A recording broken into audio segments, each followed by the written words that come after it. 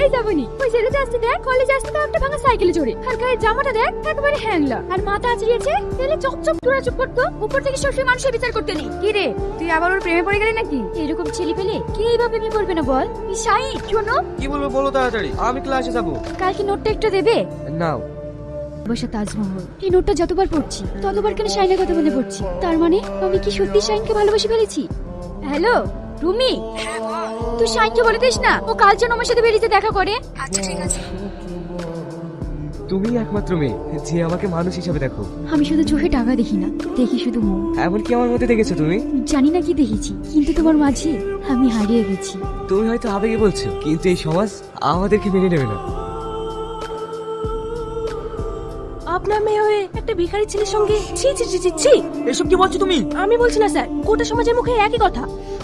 এই শ্রাবণী শোন, কোথায় গেছিলিস তুই? পাপা, এইসব আমি কি শুনছি? আমার মাথাটা একেবারে মাটির সঙ্গে মিশিয়ে দিলি। আমি এমন কাজ করিনি পাপা যে আপনার সম্মানে বাদে। একটা ভিখারি ছেলের সঙ্গে প্রেম করে বলছিস কিছু করিনি?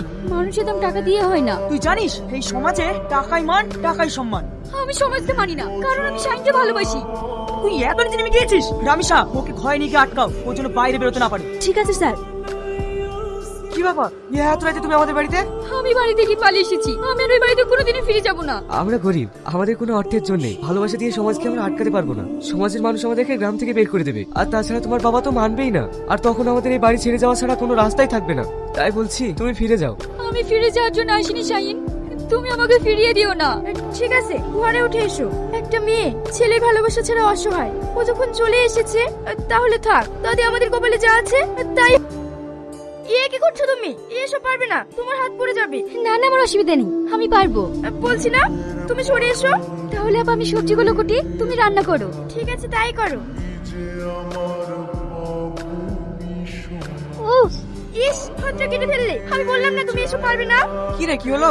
এই দেখো, শ্রাবণী হাত কেটে ফেলেছে। কি দরকার ছিল এসব করতে যাওয়ার?